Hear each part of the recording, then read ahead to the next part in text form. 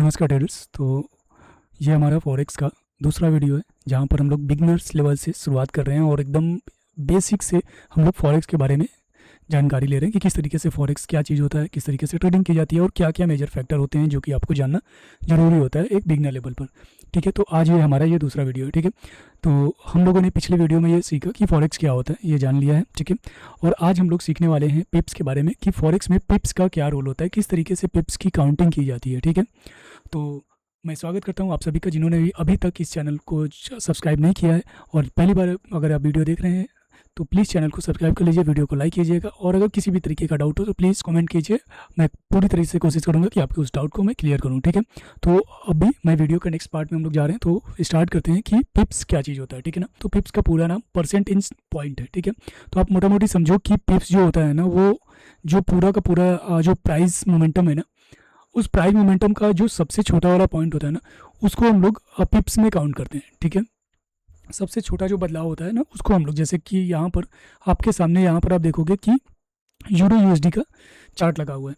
और एक चीज़ और इम्पॉर्टेंट है कि मैं अभी आता हूँ कि किस तरीके से काउंटिंग होती है। सबसे पहले मैं ये समझा देता हूँ कि पिप्स की जो काउंटिंग होती है वो 3 तरीके की अलग अलग काउंटिंग होती है। ठीक है, लाइक यूरो यूएसडी पेयर में अलग और जेपीवाई पेयर में अलग और गोल्ड में अलग पिप्स की काउंटिंग होती है। ठीक है, एकदम ध्यान से समझिएगा। यूएसडी जो पेयर होता है, लाइक दिस, कि यहाँ पर जो पेयर है ये यूएसडी पेयर है। आपको ये वाला जो पेयर दिख रहा है यूरो यूएसडी, तो ये यूएसडी का पेयर है। यहाँ पर अलग तरीके से काउंटिंग की जाएगी।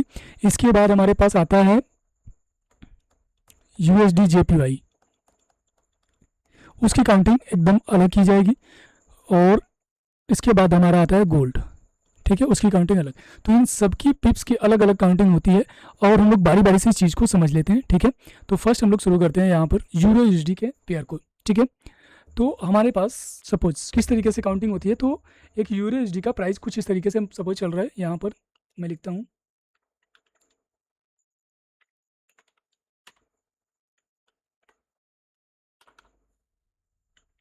यूरो यूएसडी का प्राइस चल रहा है यहाँ पर।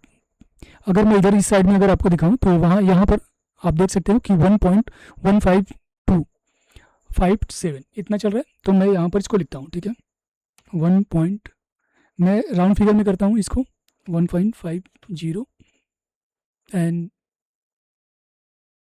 अगेन 5। ठीक है, इतना करता हूँ मैं राउंड फिगर में यहाँ पर कर लेता हूँ। ठीक है, अभी आप देखोगे कि यहाँ पर कितने डिजिट है, पॉइंट के बाद टोटल 5 डिजिट है यहाँ पर। ठीक है, जो कि आप यहाँ पर देख रहे हो। आपको क्या करना है कि अगर आप यूएसडी का पेयर काउंट कर रहे हो तो आपको फर्स्ट क्या करना है कि ऐसे में पहला जो डिजिट है, जो मिनिमम डिजिट है, उसको हटा देना है। हम लोगों को यूएसडी वाले केस में अगर हम काउंटिंग कर रहे हैं पिप्स की, तो हम लोग को 4 ही पॉइंट रखने हैं। जैसे यहाँ पर अब मैंने क्या किया, 4 रखा, तो यहाँ पर पॉइंट के बाद 4 ही पॉइंट रखे हैं यहाँ पर। ठीक है, 4 ही डिजिट रखा है हम लोगों ने। अब इस चार जो डिजिट है ना, इसमें जो भी बदलाव आएंगे उसको हम लोग पिप्स की तरह काउंट करेंगे। सपोज यहाँ पर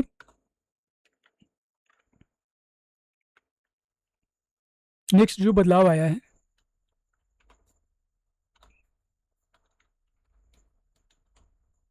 1.1505 का, यहाँ पर नेक्स्ट जो बदलाव आया है कितना है, 1.505 का। तो यहाँ पर इसमें कितना बदलाव आया है, अगर मैं बात करूँ इसमें बदलाव की, तो ये 5 पॉइंट के बदलाव आए हैं।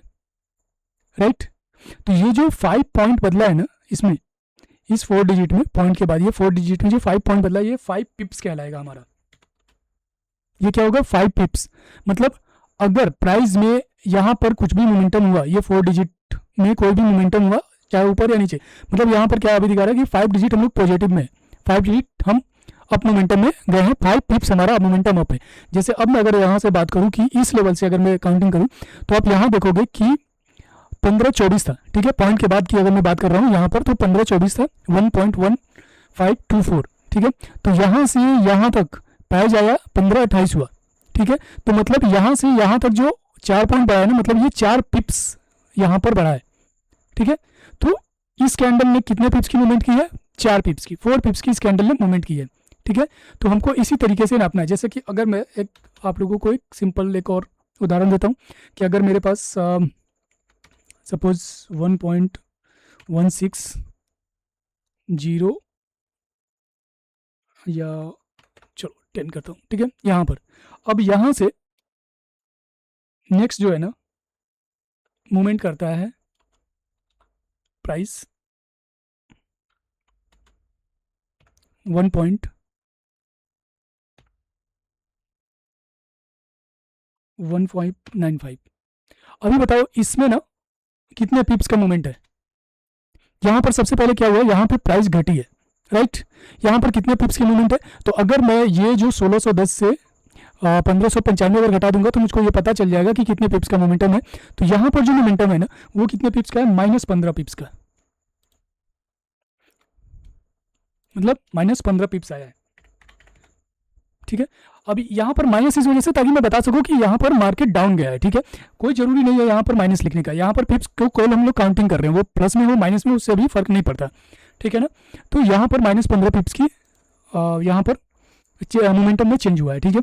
वहीं पर अगर मैं बात करूं, ठीक है, ये मैंने यूएसडी वाले पेयर में बताया। अब अगर मैं बात करूं कि मुझको एक और पेयर चाहिए, लाइक यूएसडी जेपीवाई, ठीक है। यूएसडी जेपीवाई की अगर मैं पेयर की बात करूं तो यहां पर आप देखोगे कि यूएसडी जेपीवाई में मैं एक मिनट, अब हम जेपीवाई पेयर की भी काउंटिंग देखते हैं कि जेपीवाई पेयर में किस तरीके से पिप्स काउंटिंग होती है, ठीक है। तो जेपीवाई में जो काउंटिंग होगी वो कुछ इस तरीके से देखेंगे।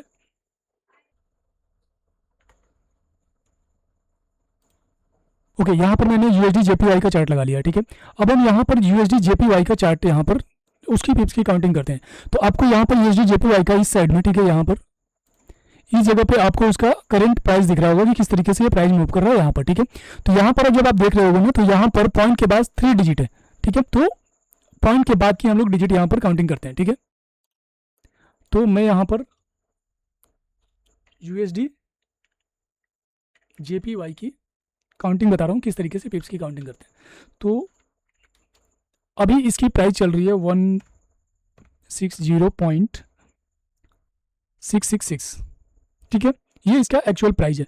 अब एक चीज आपको यहाँ पर, जैसे कि हम लोगों ने पिछले वाले में बताया कि यूएसडी वाले पेयर में, कि जब यूएसडी वाले पेयर में हमारे पास 5 डिजिट थे, लास्ट एक डिजिट को हम लोग इग्नोर करके चल रहे थे। यहाँ भी आप लास्ट के एक डिजिट को इग्नोर करोगे, मतलब इसको हटा देना है। अब हमको उस डिजिट से मतलब नहीं, हमको अब 2 डिजिट से मतलब है। अब इस डिजिट को, अब इस डिजिट में जो भी चेंजेस होंगे, यहाँ से जो भी चेंजेस होंगे उसको हम लोग पिप्स काउंट करेंगे, लाइक दिस, कि अगर मैं यहाँ पर 106.70 की अगर मैं बात करूं तो यहाँ पर कितने पिप्स का मूवमेंट हुआ, यहाँ पर जो मूवमेंट हुआ वो 4 पिप्स का मूवमेंट हुआ, ठीक है। कितने पिप्स का मूवमेंट हुआ, 4 पिप्स का। जैसे कि अगर मैं बताऊं इस कैंडल की अगर मैं बात करूं तो आप देखोगे कि ये कैंडल जो था ना 160.65 पे था, ठीक है, 160.65 पर था। और इसके बाद ये यहां से यहां तक गया, लगभग इसने हाई लगाया 65 से 67 का, ठीक है। तो मतलब ये 2 पिप्स का मोमेंटम इसने लिया, यहां से यहां तक ये 2 पिप्स गया है, राइट। यहां तक क्लियर है, ठीक है। अब मैं इस एग्जांपल को थोड़ा सा और बड़ा करके दिखाता हूं, ठीक है। सपोज करो कि यहां पर क्या हुआ, 161.70। अभी यहां पर मोमेंटम कितना हुआ है, यहां पर कितना मोमेंटम हुआ है, तो अगर आप देखोगे कि ये कंप्लीट 1 पॉइंट का ही मोमेंटम हुआ है, तो यहां पर लगभग कितना हो गया, 100 पॉइंट। तो यहां पर कितना, 100 पिप्स का मोमेंटम हुआ है, 100 पिप्स। तो ये हमारे पास इस तरीके से काउंटिंग होती है। जैसे अगर ये इस डिजिट में अगर चेंज हुआ ना कुछ, तो इसका मतलब कि लगभग हम लोग 100 पिप्स की काउंटिंग कर चुके हैं, 100 पिप्स प्राइस में मोमेंटम चेंज हो चुका है, ठीक है। तो कुछ इस तरीके से यहाँ पर प्राइस में मोमेंटम चेंज हुआ। अगर आप इसको इस पूरे इससे और इसको अगर घटाओगे तो 100 ही निकल के आएगा, और वो जो 100 निकल के आएगा वो आपका पिप्स बनेगा, ठीक है। तो ये जेपीवाई पेयर के लिए है।